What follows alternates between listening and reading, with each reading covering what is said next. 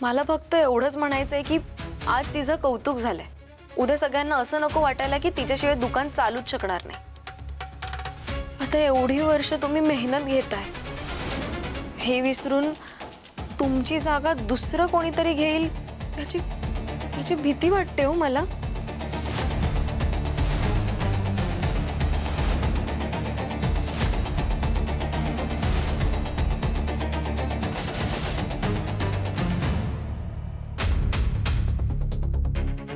पांडू, हाँ साहेब।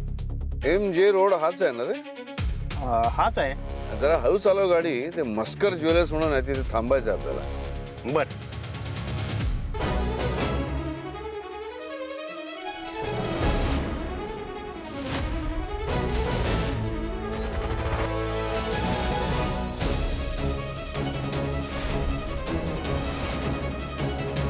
पांडू गाडी वळव। काय झालं साहेब? मी सांगतो तेवढं कर, गाडी वळव, आपल्याला मीटिंगला जायचंय। बर।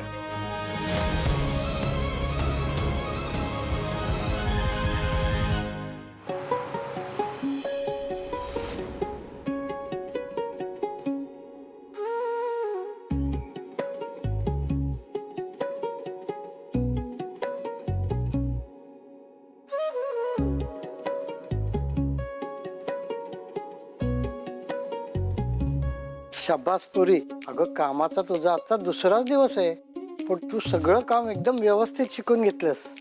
खूप भारी वाटलं। असंच मन लावून काम करत राहा, एकदम पुढे जाशील। हो काका।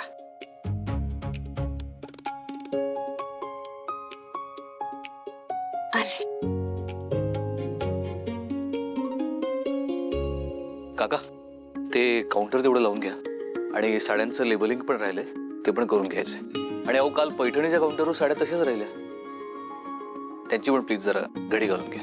दादा, हा, अहो या ज्योतीनं ना सर्व काम स्वतःहून मी सांगायच्या आधीच करून टाकलेलं आहे। सगळं काम झालं? हो हो। तुमची महत्वाची कामं जर ती इझिली करायला लागली, हळूहळू ती सगळंच टेक ओव्हर करेल ना। तिने तुमची जागा घेऊ नये एवढंच वाटतं मला। गुड मॉर्निंग जीजू। हा, गुड मॉर्निंग। दीप नाही आला तुमच्या बरोबर? नाही, आज नाही येणार तो।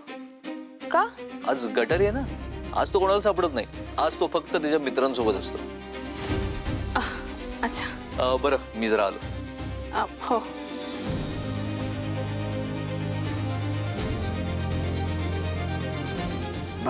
मी येतो। हो हो।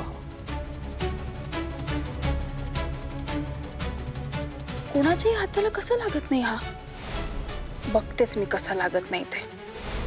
त्याला कॉल करून ना बोलावून घेते इथे। दीप गायकवाड, आज काहीही झालं तरी मी तुला दारू पिऊ देणार नाही म्हणजे नाही।